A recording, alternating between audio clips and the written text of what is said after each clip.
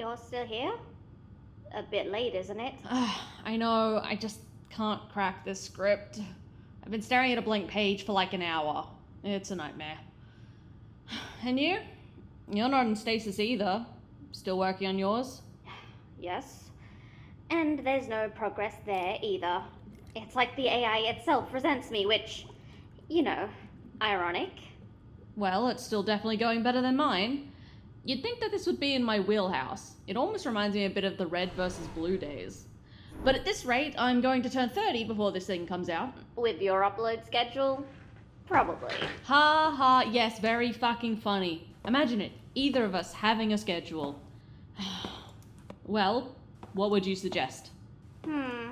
It's been some time since we delved into another domain. I could go for a break in one, so long as it's not another Minecraft realm. I'm sick of dying so much in the last one, and we're not even on the 5th subject yet. Yeah, that last one was a bit rough even for me. We could head back to Rapture for a spell. I've even been tossing around a new canon Divergent script for it that I'd love to get in the works. Again? He's never gonna love you, Mal. Never say never, sis.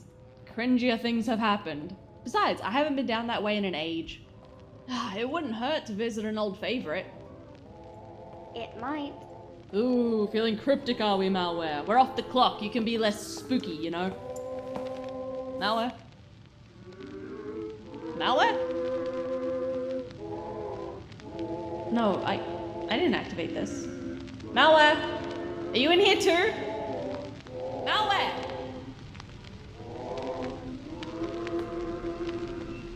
Malware!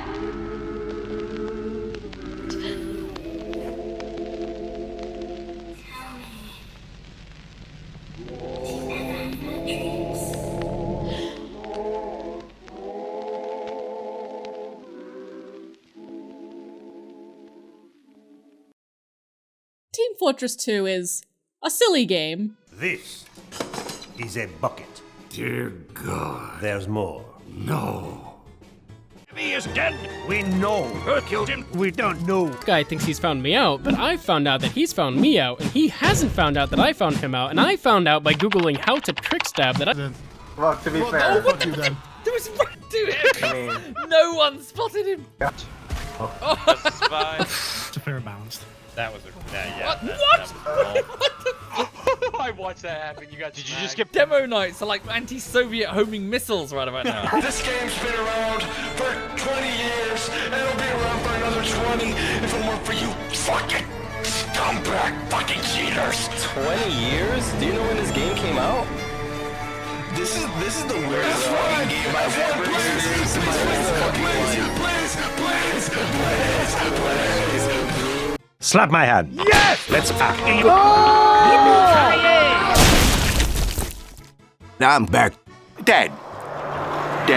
Put mum on a phone.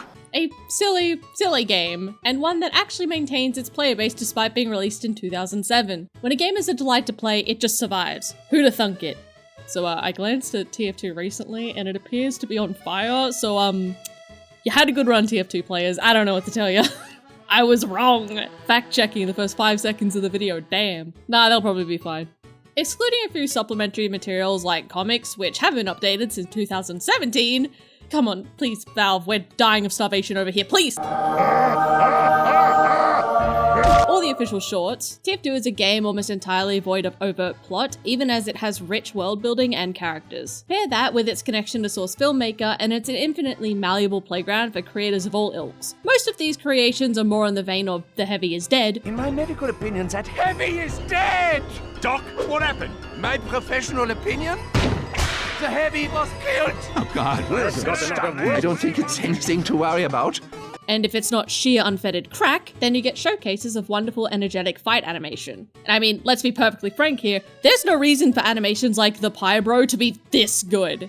This thing is a decade old and I still come back to it every other year. Of course, this game also laid the groundwork, along with Elizabeth from the only mistake Bioshock ever made, for people to get super creative with 3D models and...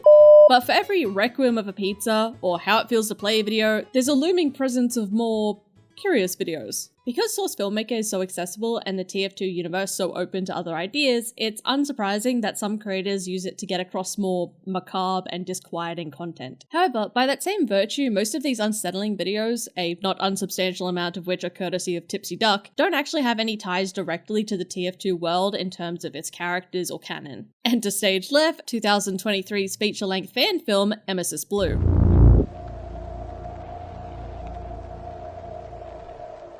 Emesis Blue is a horror film created by the fans of TF2 that engages with the core gameplay mechanic of respawning. Those familiar with my channel will also be familiar with how projects like the Dream SMP make use of video game mechanics, albeit somewhat loosely, applying it to character-based narratives that acknowledge it as part of their universe. Because, again, if we're being honest, fanfiction writers tend to do more with obscure concept than most of the source material they're drawing from. Yes, I'm cringe, I read fanfiction, welcome to the goddamn channel, try to keep up. Alright, so, respawning in video games take three main forms that I think is best described by three primary levels of awareness. If you're familiar with levels of information sources, it's a bit like that, but much simpler and for gamers. The first level is a baseline state where the mechanic is purely a player experience. These are respawn systems where you get a game over screen. In these systems, there's no in-world justification or acknowledgement of the player character returning from a failed state. This is your generic press here, try again style of respawn. Most video games, especially the older ones to the medium, fall under this category. The second level is a respawn mechanic that is built into the game and acknowledged by its universe. Basically, it's something that the characters are aware of and it's part of their fiction. That would be where TF2 falls alongside games like Bioshock, which has an explicit in-universe explanation for character respawn within its Vita chambers. Vita, I am the biggest Bioshock fan this side of the planet and I still do not know which it is! I'm so normal about this. However, despite being canon to their worlds, these respawn systems don't acknowledge the nature of video games or the existence of a player entity. It's merely a part of their world. They do sometimes make jokes out of it, of course. I guess you just killed yourself. Head back to the bounty board and I'll pay you. The third and final level would be what I consider meta respawns. These are respawn systems that not only serve a mechanical function in the video game, but are directly acknowledged as a video game function in some form or another. This is a comparatively rare form of respawn, as it usually takes the form of things like mocking endgame screens that directly address the player all the way up to being pivotal parts of a story's narrative. Despite still being in the minority of respawn types, they've been growing increasingly popular over the past decade. Games that fall into this category would be things like Undertale, where every death and restart is canon to your player character, or the Stanley Parable, which, while less of a death mechanic, still counts as a restart game mechanic that is acknowledged by the story and characters. And seeing as it only just got its pristine cut, I'd be remiss not to mention Slay the Princess. I won't spoil how it plays with narrative and respawn, just consider this a very strong endorsement and go play it. This style of endgame is super interesting, and we'll definitely come back to it at a later date, but for today we're going to rewind and focus on the second level of awareness of respawn mechanics. In TF2, the characters in the universe acknowledge the existence of their respawn machines. However, its existence and function is still treated with the same levity that is hard-baked into the rest of the game. They're not questioning the moral implications or possible existential dread of being dead and then revived through a respawn machine. They're getting on with it so war can be had, along with some more funny gaffes. Emesis Blue takes one look at that and says, not enough nightmares. Is anyone else going to make this more traumatic? And then did not wait for an answer. I want to start by saying that Emesis Blue is well worth your time. It's my recommendation to watch it at least twice because there's a lot to pick apart on a second viewing. With that said, it's also not really a movie that can be spoiled, so to speak. You more or less know everything you need to know within the first 15 seconds. In fact, I can tell you everything you need to know in one sentence. The respawn machine doesn't always work as intended. Everything that unfolds in this movie you can more or less anticipate from that opening statement alone. There's no grand twist, as much as some of the framing would like you to think there is, we'll get to that. Despite all the weird breaks in reality that seem to be going on, and even as the plot unfurls and loops back in on itself in some nightmarish purgatory state, you still only truly know the exact same thing you knew when you started. The respawn machine doesn't always work as intended. For this reason, I'm going to be talking candidly about the events of the movie, because I truly believe it won't impact your viewing experience at all. That said, obviously I'd still recommend going and watching it first so that we're all on the same page. And because projects like this tend to rip the very soul out of their creators in the making, they deserve all the attention possible for their torment. So here's your spoiler warning and demand to go watch the source material. You all caught up on the text? Wonderful, I won't be explaining it play by play for you. Even if I did, that's rather not the point. If you're confused at any point in this video, it's because you didn't consume the source material, in which case, do your homework, kids!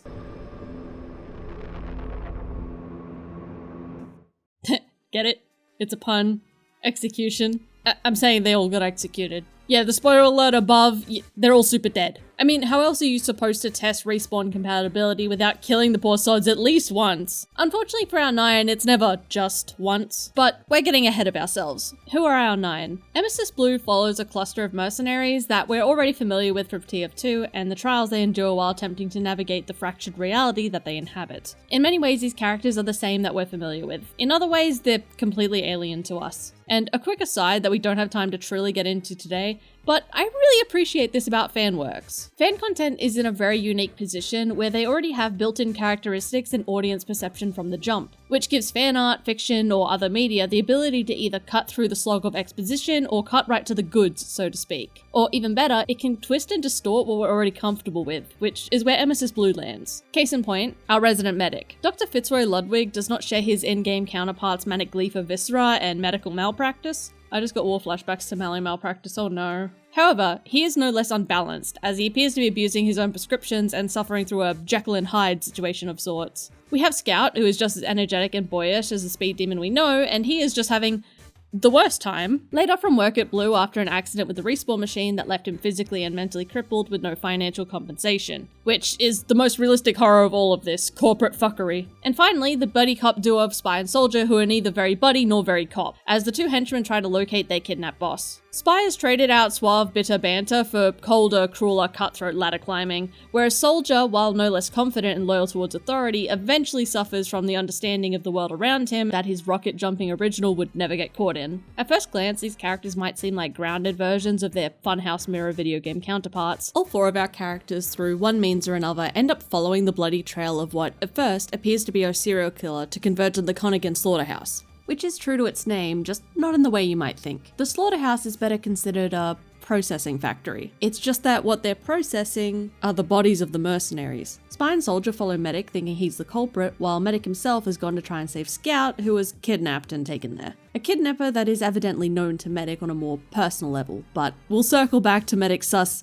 No, I'm not making a sus joke, fuck you, it's 2004, somehow still I just got this in on time, and I'm not going to degrade myself to that. We'll circle back to Medic's sus behaviour at a later date.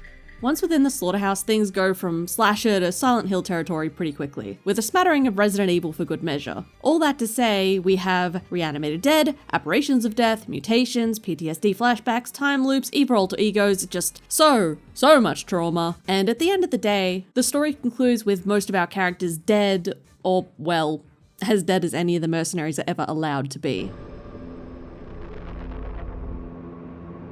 Emesis Blue is a movie that has a pretty tenuous relationship with reality, and the characters within Emesis Blue have an even more dubious relationship with that reality. Between the time loops, mutated doppelgangers, PTSD-fueled flashbacks, and questionable use of medication, it's difficult to both the characters and audience to peel apart what is happening in actuality and what's just a symptom of their rapidly disintegrating grasp on what is and is not real. If any of this main group are to be considered reliable narrators, it's, weirdly enough, Spy. He's the only one of the main 3 that at no point experiences any time loop shenanigans, and his interactions with the world are more grounded than the others. There's also a rather questionable lack of any spy aberrations. Now, could this just be because the creators didn't feel the need to add an extra model in for no narrative purpose? May fucking be, but you're in Mali's hyperfixation world right now, and we're making it mean something. We have soldiers coming out of our ears with how many corpses, clones, and copies of Soldier there are knocking about. We have a handful of red medics and mutated scouts running around, but not once do we see any other spies. We just have this one. Notably, he's also the only one of the core 4 that has no personal interaction with the quote-unquote Valium. Both Medic and Scout have taken the pills. Scout's only ever seen taking one, while Medic seems to be using them as Tic Tacs. And we even hear Spy comment that this is worse than I thought when seeing the Valium pills in Medic's apartment, suggesting he's more acquainted with the ailments that the medication is prescribed in an attempt to curtail. On the other end of the spectrum, Soldier volunteers the information that he was prescribed the pills but never took them. Spy is the only one that has neither prescribed them or seen taking any. Finally, he's also the only one that seems completely and readily enveloped in the cutthroat nature of the system that they're a part of. Keeping in mind his close connection to Jules Archibald, the man responsible for the respawn system, there's every chance he knows more than any of the other mercenaries. What's it going to take, Corporal? I want a new car. Done! All I'm saying is, he's going the right way for the fanfiction writer within me to want to break his kneecaps. Affectionately. Now, is that to suggest he's mentally a full deck? What is true to you? Or you who ran away? I am the only sane man here. Sure. My point is that of our core four, Spy is the one that seems to experience the most grounded quote-unquote reality of the whole group. If you want to try and understand the factual events of this movie, Spy is the character you'd be best served focusing on. However, he too has been through the respawn system at least once. The only way they seem to be able to test subject compatibility is via death. So even if Spy has only been respawned once and thus has far more limited exposure than the rest, he's still caught in the exact same bind as the others. A fact he is likely very aware of as he confronts the man responsible for creating and profiting off their near endless death cycle. And now, please all be very, very nice as I hand you over to yet another Mal who has, let's say, more articulate thoughts on our dear Spy here. Maliciously Mal is going to take you through a few sections of this video, so be sure to buckle in and pay attention. Spy's character throughout Emesis Blue can be defined by two words, arrogant and self-serving. While both being negative, it makes for a very compelling character as we are faced with pure insanity inflicted on and by the others in the film. While Mali is correct in saying Spy seems to be the most grounded, he's morphed in his own agendas and personality, though that's not a groundbreaking observation. Spy is actually one of my favorite parts of Emesis Blue alongside Medic, my beloved. He's kind of hard to keep up with, and frankly his level of assholery makes it feel like every one of his actions are a big slap in the face. He even leads to some of his own mishaps through his character flaws. A perfect example of this being when he decides he wants to smoke after being doused in gasoline. And while Archibald is absolutely at fault for most of, if not the entire movie, blaming him, despite the fact that Spy's own actions in that moment led to his severe injury, is just silly. But so is Spy. Now, despite how odd, sporadic, or straight up stupid Spy comes across in some scenes, he furthers the plot in some of the most entertaining ways possible, and lends himself to give us some of the best insight to what's going on, unlike Medic, who we will touch on later. He is calculated when he needs to be, and that's what makes him so dangerous, much like his in-game counterpart / playstyle. The man is so very self-serving and isn't exactly a team player, though I'm sure that's obvious after the scenes in which he kills comrades for goods, kills Archibald and passes the crime off onto Medic, threatening Soldier, and so forth. Not even mentioning how quick Spy was to threaten Jane, Soldier, with a gun, but begged for him to double back and help him when the pyro had cornered our dearest Spy. Spy is more than just an asshole though, he serves a greater purpose. In a way he serves as us, the viewer, albeit more informed than your typical viewer's eye character. He isn't a perfect depiction of this horror trope, I'd go as far to say more of a love letter to it. Most horror fans can piece together that Emesis Blue is an amalgamation of horror tropes and ideas made into its own standalone, and alongside that, Spy is a very well crafted douche detective type to a T. He is how we can gather the most information with the most semblance of normality, even if that normality is itself warped. But all that aside, Spy's character is incredibly dark in a way that feels real. Something I always appreciate in horror are senses of reality. Horrors in our day-to-day, mixed in with terrors beyond our comprehension. Spy does that for me, and he does it well. There are very real people who act and behave in similar ways, corrupt and demented in their actions and perception of the world, and I think portraying Spy in this manner was an intelligent choice. A lot of fan content makes it very clear that Spy is hard to write for and characterize, and while a different take, I truly love the way he functions and behaves throughout Emesis Blue. He is almost, if not, sociopathic. He's so easy to root against in a very human way. It's a breath of fresh air from the constant mind break that is Dr. Death and his parallels to Medic. The monsters and otherworldly terror is broken apart by a very real-life villain archetype. What could be better? Throughout the course of the film, we watch as Spy begins to unravel. His growing discontent with his position in the hierarchy, what little trust he has in those he works with disintegrating after a perceived abandonment by Spy, which, while I completely understand, look at this poor boy, he's trying his best, suffering serious physical injury after he's been burned in the process of escaping his would-be torturer, to finally overhearing the boss he was maimed in the process of trying to save, speaking candidly about how little value he holds both in Spy and the rest of the mercs. The same people who he is allowed to die time and time again for his own gain. And ever so slowly, we see Spy's grasp on himself degrading, but never once does he break from reality. In contrast to his partner, Soldier, who undergoes a far more surreal experience and instead comes out on the other side a more actualized version of himself. And speaking of Soldier, let's talk about that.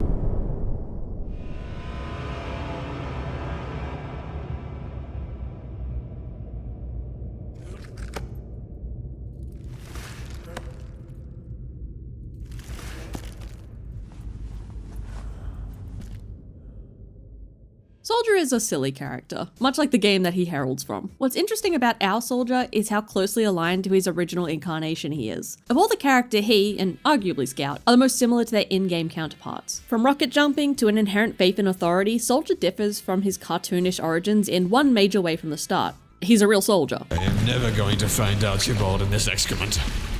Back in the war, we would spend weeks stuck in wet dugouts like this, with water up to your ankles.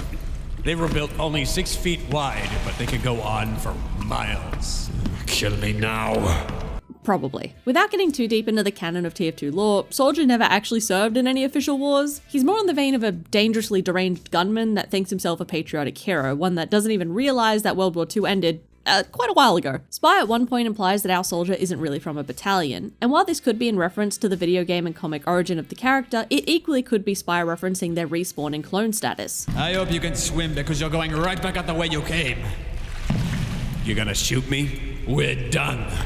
I don't care what wretched battalion you think you come from, you are not coming with me. You shot one of your own before? Get out of my way. Archibald teach you that? Or he could just be being a dick. However, even if Spy is making a snide remark about Soldier not technically being in military service due to the fact he's just one of thousands upon thousands of different Soldier clones, the fact stands that the original Soldier is definitely implied to have been in the trenches as he describes. While he's certainly the most naive and upbeat of the group, he's also something of the moral center, as much as we get one of those. When we first start with Soldier, he's not really cognizant of how little his superiors care about him or any rendition of him. Soldier's realization that the powers that be only see him as meat is a slow, disillusioning process. At first, he doesn't see it, or if he does, he doesn't want to acknowledge it. The initial motivation may have been idealistic, to serve his country, protect his comrades, or uphold some sense of justice, except, he works for Blue, which already undercuts a lot of that fantasy of patriotism. Granted, he seems just as chuffed about capitalism, so maybe he conflates the two, which, no comment. It's cute, really. Very much serving obedient dog energy in this one. He also retains a lot of his canon quirkiness compared to the grim backdrop of this world and the extreme exasperation, borderline open hostility of his partner. Spy treats Soldier much more like a lapdog. Spy's rude, calloused, and barks orders at him even after having threatened to take the man's life. The only glimpse of humanity we have received from Spy in regards to our dear bucket-headed goober is when he is lined up, egging Sniper on to take a shot. After he'd been gunned down, Spy asks him how he knew Sniper wouldn't aim for the head. Peak Karen love right there. Spy doesn't see Soldier as anything more than blood and muscle, an idiot there as a hindrance and last resort more than anything else. This dynamic between the two led to a lot more of our one-off Soldier moments because had Spy not been Spy, they more than likely wouldn't have gotten separated. Soldier is undeserving of most of the dehumanizing at Spy's hand. Then again, very few are ever deserving of such treatment. Despite how harsh their dynamic is to watch, it furthers the plot in a similar fashion to many detective-type horrors. To many of the niche horror nerds out there, you may have picked up on the good cop, bad cop, mean detective / good naive intern type of vibe these two give off. It is through this kind of hardship that we can circle back to the funeral scene and truly appreciate Soldier's own kind of defiance and growth as a person. Despite all the trauma it took for him to get there, Soldier comes to realize through his time in the slaughterhouse with Fritz and with Demo that Spy isn't on his side at all. He shouldn't be blindly following what he says even if the military man in him wants to. He sees the selfishness for what it is and has one of the most satisfying character turnarounds in the entire film. From saving the Frenchman to laughing at his absurdities, Soldier becomes an entirely new man after all he had witnessed and suffered at the hand of Spy and the higher-ups. Unlike any other character-on-character interaction, Spy and Soldier are clearly not fond of each other to any degree. Fritz and Demo have more friendly stares than these two do, with most of that hostility coming from Spy, with Soldier playing it off or getting snarky. "Last time I saved your skinny ass, prick." Spy doesn't take a single thing his comrade says seriously, even when he is right. Jane points out the radio being able to transmit. He's brushed off, but proves he was right. Spy is the one to smack away Jane's rocket launcher and blow up their car. At every moment, Soldier is treated as an incompetent tag-along, but nothing shows us he deserves this kind of treatment. He is, in many scenarios, the most helpful to the investigation. It begs the question, does Spy know something we don't? Of course he does, but about Soldier and the clones. Has he worked with other, less competent Soldier variants? His hostility and hate is so visceral it feels as though it must come from somewhere. We can make sense of Spy's crudeness and actions to Medic and Archibald. There's enough for us to see and understand there. We aren't given that luxury with Soldier, the one who gets some of the most of Spy's bastardly behavior and verbal abuse. There's such a strong air of mystery to these men and their relationship with one another, enough to make it genuinely hard to speculate over. He tries rocket jumping, telling upbeat stories, laughs at odd situations he hears about on the radio. He is essentially levity in this world. He operates under the assumption that the decisions made by his superiors, whether they be about his own safety or the fate of his comrades, are justified by some higher purpose. The events surrounding the kidnapping of Blue executive Jules Archibald and the mysterious forces behind it are just background noise to him at this point. He's focused on the job at hand, the mission, and the fight. But over time, as he moves deeper into the slaughterhouse, the truth starts to bleed through the cracks. Or, okay, less bleeding and more like reality got a sledgehammer taken to it. Soldier is not a person to most of those around him. He's a product, a resource, someone they create, dispose of, and replace. Quite literally with more of himself. Once the realization truly sets in, it leaves Soldier in this dreamlike void of sorts. Nowhere to go, nowhere to have been, just another in a line of many. He has no illusions left. The idealism is gone, replaced with this sense of helplessness and resentment maybe. He knows that he can't serve anymore with the same sense of purpose. There's no honor in what he's doing, and there never has been. They quite literally wheel him out as their token soldier at the end. He's expected to bark on command and fight on command and die on command. And something in him just breaks. After all the nightmares he's gone through, after all the breaks in reality and horrors of the slaughterhouse, it's only here that Soldier snaps. Pushed to the brink by the utter horseshit they handed him to read for a dead man that got the luxury of staying dead. And when he's given his marching orders instead of carrying them out, he laughs at a funeral. He laughs, the spy lies, and the doctor... well, the doctor...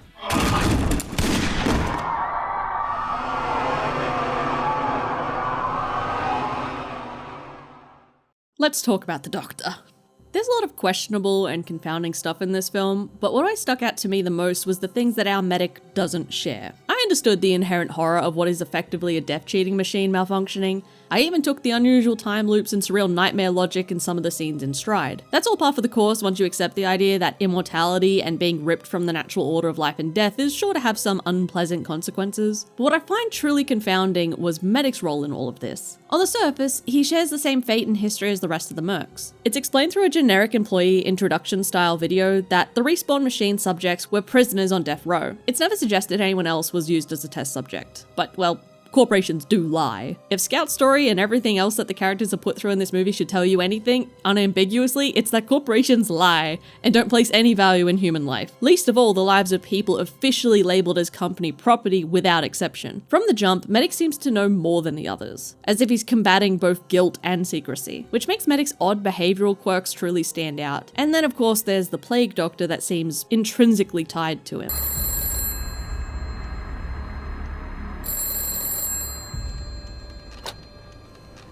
Hello? Hey, Doc? Oh, thank God, Scout! Are you alright? I know it's late, but mind if I ask you something? What? Scout, where are you? You ever get the feeling like you're being watched?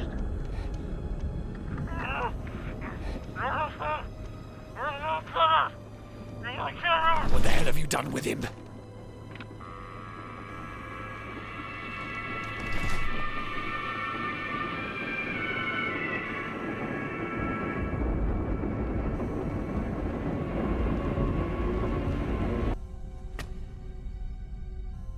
You want me to do it, don't you? But I won't. You can't make me.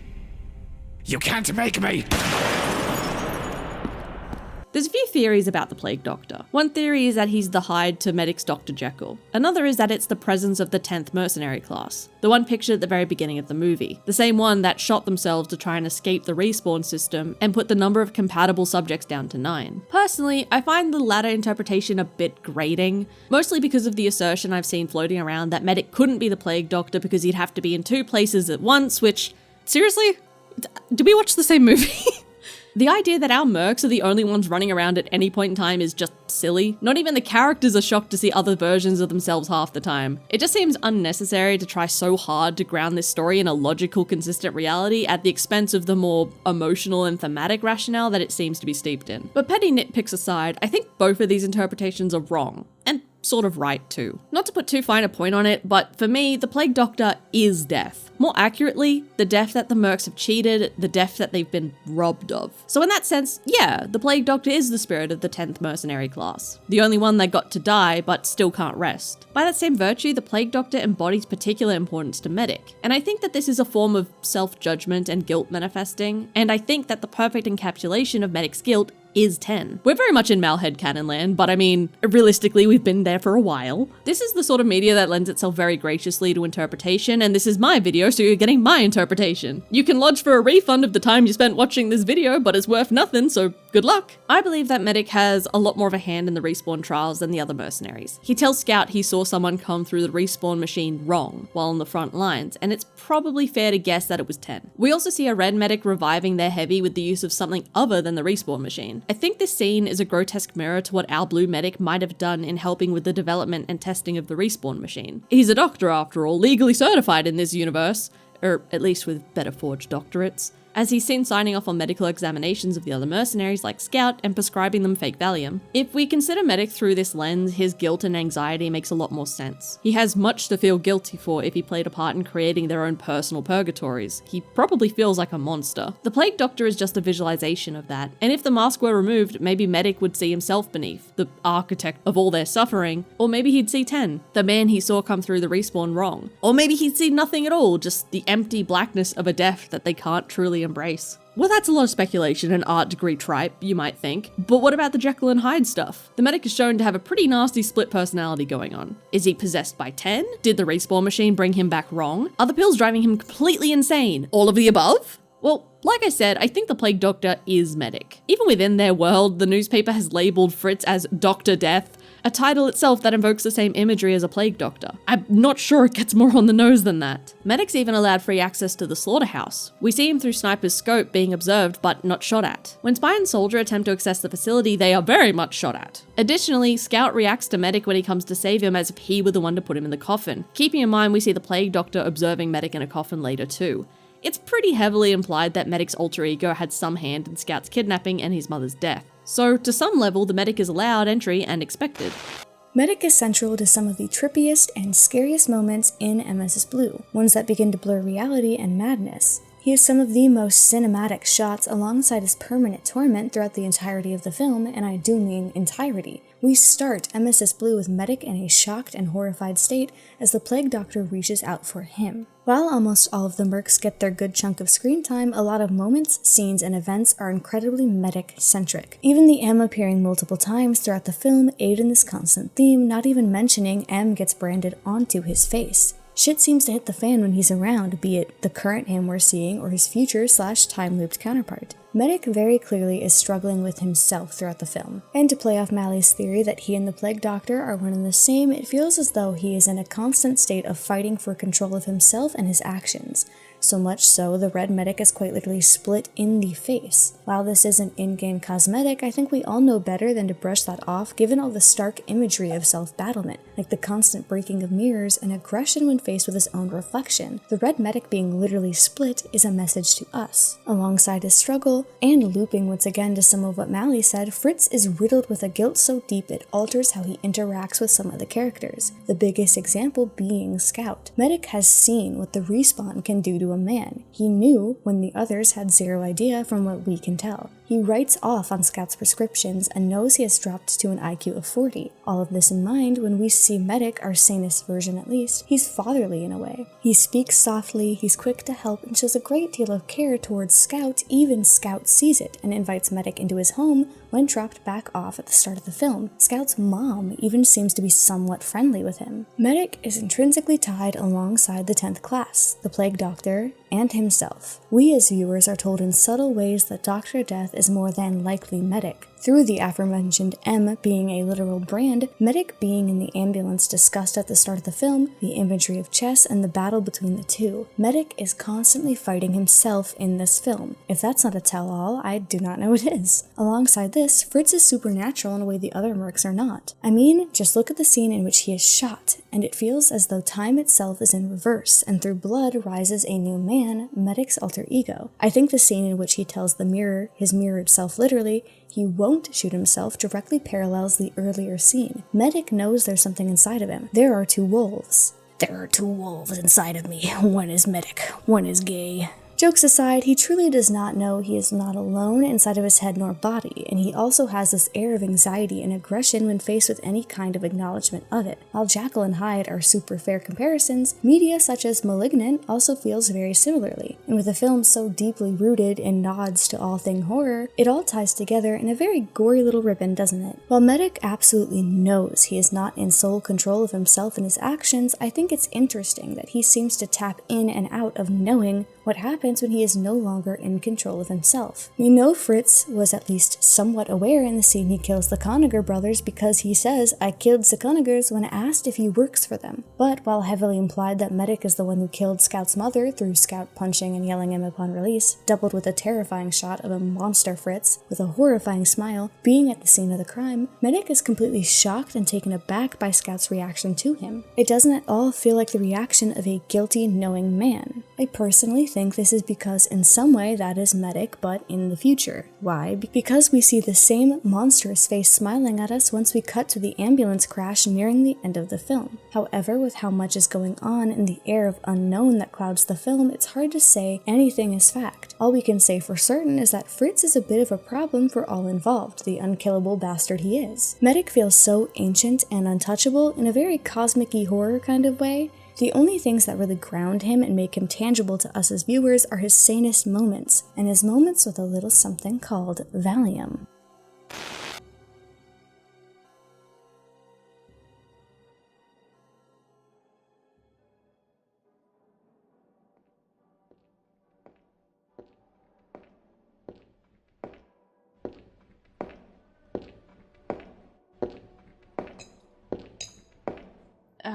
Hey, do you have a...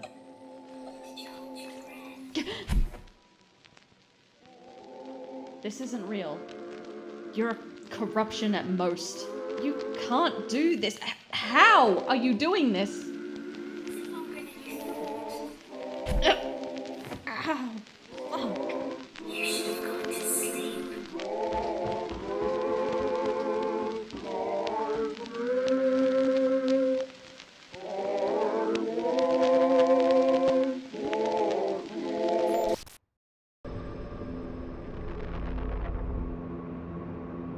Alright, let's finally address the heaving elephant in the corner. What the hell is Emesis Blue? The pills specifically. The Valium we see the mercs taking is notable for two reasons. First is the reason for the prescription. Medic prescribes the pills to Scout to help with insomnia and hallucinations. Soldier says that they were prescribed to him for similar reasons of seeing things. In short, the medication is being given to mercs that begin to exhibit ill effects of respawning, even if it's not openly disclosed to any of them. The second reason is because it's a ruse.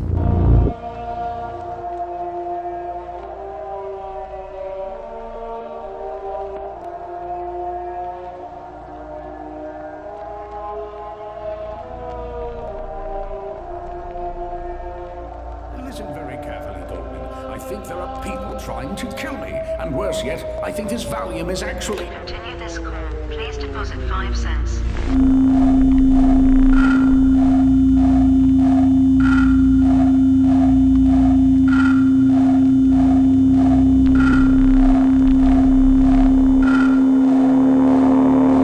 The blue Valium pills are actually Emesis Diazepam, a reveal that finishes out the movie when Medic discovers the switch for himself. You'd be forgiven for thinking this means that the pills are designed to make them worse or otherwise have some nefarious intent, but the pills are still supposed to be doing the same thing that the Valium was pitched as. In fact, it's the exact same drug. Diazepam is Valium. You can see on the fake label it even says the Valium is a brand of diazepam. Diazepam is used to treat the exact same things as Valium. They are the same drug. I cannot express to you enough how the reveal is not that it's a different drug. The reveal that they've been taking diazepam isn't exactly news to the medic. The reveal isn't the drug itself so much as the manufacturer and the date. Emesis Diazepam from 1963, not Blue Valium from 1968. Why does this reveal matter? Medic has essentially peeled back the label to reveal the same drug beneath. Well, it has to do with what the diazepam is actually treating. Throughout the story, different characters are prescribed the drug in order to treat symptoms of schizophrenia, addiction, and simple insomnia, which is exactly what Valium was prescribed for in real life. However, these aren't the diagnosis, but the symptoms of the core problem the mercs are facing. The Valium isn't being used to treat sleeplessness or trauma, it's being used to combat the effects of respawning, which I think means we have no choice but to finally discuss the core of this whole ordeal. The respawn machine doesn't always work as intended.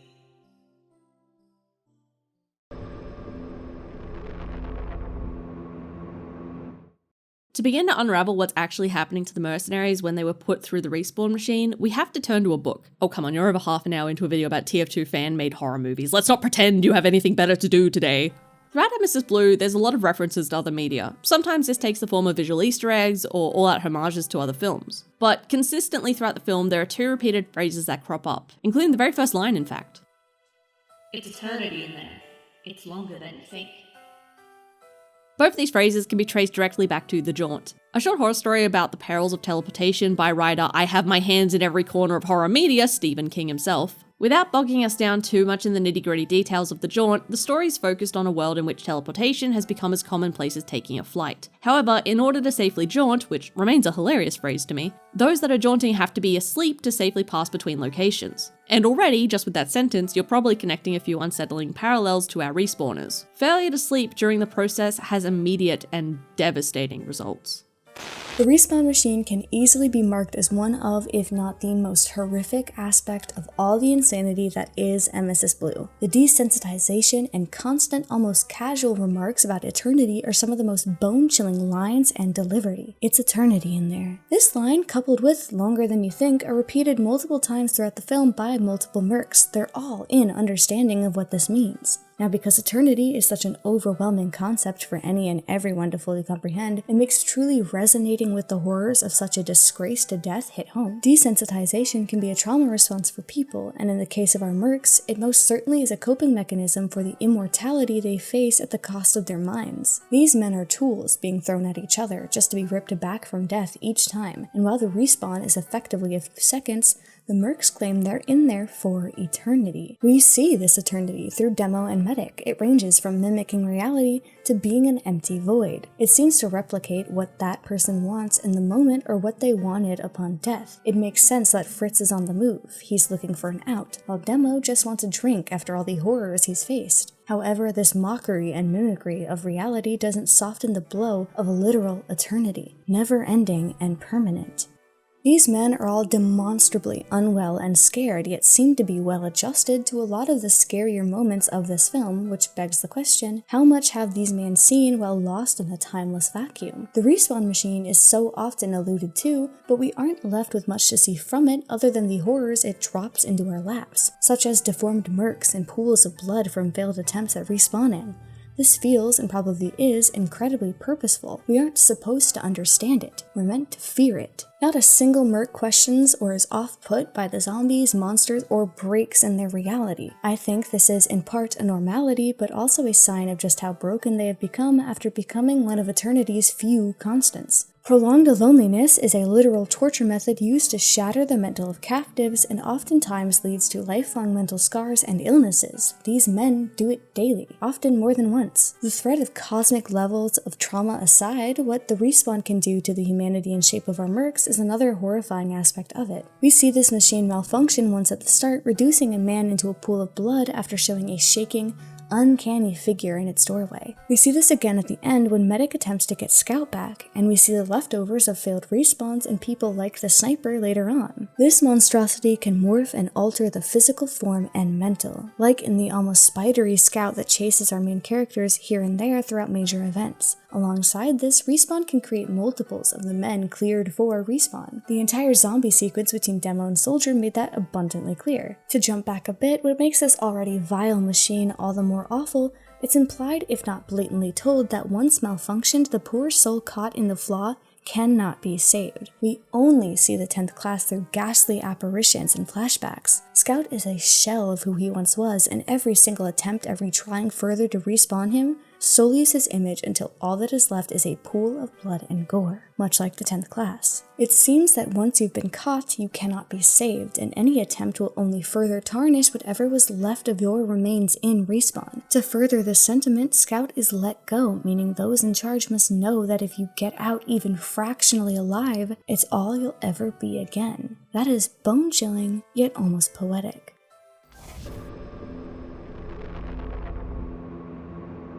This isn't a linear story where you can watch a couple of Let Me Explain style videos to perfectly understand everything that happened. And I'll be the first to admit that a good chunk of that is less artistic mysticism and seems more rooted in writing that prioritizes or leans heavily on references more than is comfortable. Emesis Blue is a project steeped in references to other works, not all as overt as nods or even direct repurposing of themes and imagery from Stephen King's works, but there's a lot of scenes, set pieces, and plot points that are anything from referencing to straight up riffing on existing horror franchises. I can understand why that might turn a few people off, and to some extent it does bother me too, because there are times where it feels as though it's almost passing up on its own potential in order to call back to some other work. There's only so much I can twist and justify certain aspects of Emesis Blue before I'm just writing fanfiction to justify this spaghetti narrative. I mean, I'm not gonna stop doing that. It activated the worms in my head, and anything that does that is worthy of fanfiction in my mind. But it's still worth acknowledging that this isn't some flawless masterpiece by any stretch of the imagination. The lighting and color theory is just stunning, the voice acting is shockingly good while staying true to the characters, and it's just an amazing piece of indie animation, even if you divorce it from being a labor of love from Team Fortress 2. When it comes to the plot, I don't think there's a means of decoding one true narrative, at least not with what we have currently. Theory videos are always entertaining, and seeing various interpretations is half the fun of projects like this, but I think becoming hyper-fixated on trying to apply strict logical grounding to media like this robs it of its presence. If you're looking for a story that fills you in on every horrific event that happened with a reasonable explanation that completes the plot in a grounded reality, you're misunderstanding what this is. This isn't a story. It's a nightmare.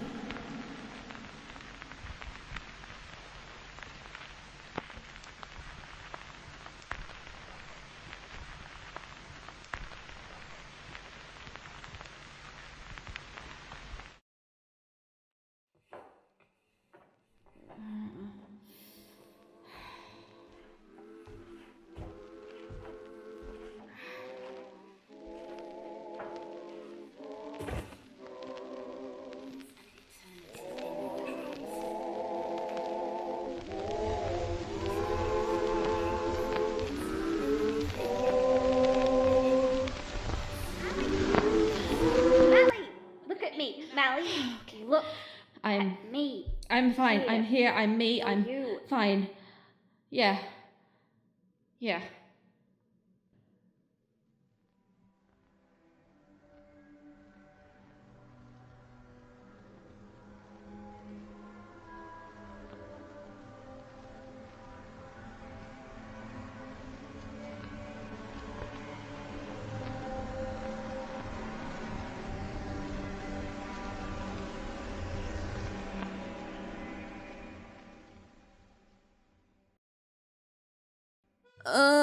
Okay, that took way longer than I was expecting, sorry.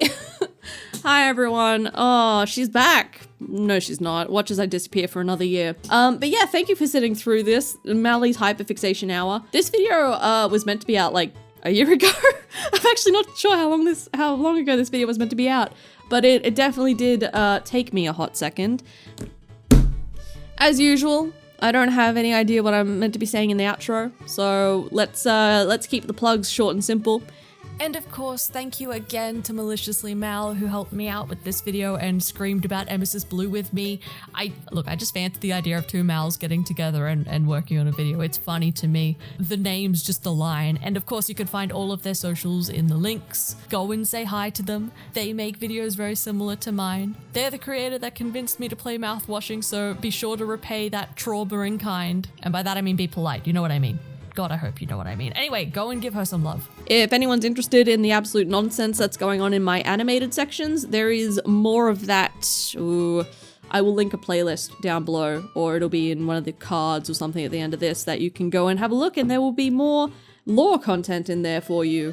For those of you waiting on more video essay content, I'd keep waiting. I'm trying, guys, but man, your girl is broken tired, so it's gonna be a hot second. But in the meantime, I want to thank anyone that's become a member of the channel. That's crazy. I will see about getting you guys maybe some perks or something soon. For now, it is literally just, hey, throw money at the idiot on the sidewalk. Maybe she'll do something entertaining. You don't know, it's gambling out here. But yeah, I feel like I haven't seen everyone in a hot second, so hi. Thanks for watching. And you know the gig. Straighten out your spine, drink your water, take your drugs. I know you're slouching. I know you are, because I am as well. Let's not be in this together. Straighten out your spine. Alright, with that, I'm gonna get out of here. Take care of yourselves, my guys.